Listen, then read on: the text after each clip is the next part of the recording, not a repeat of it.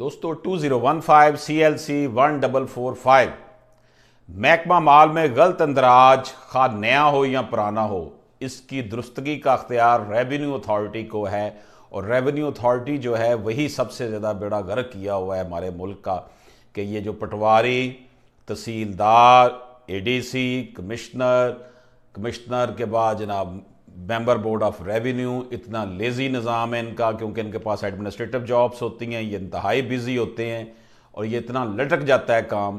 اس لیے revenue authorities کے کام کے لیے گورنمنٹ کو چاہیے کہ نیا سٹرکچر بنائے۔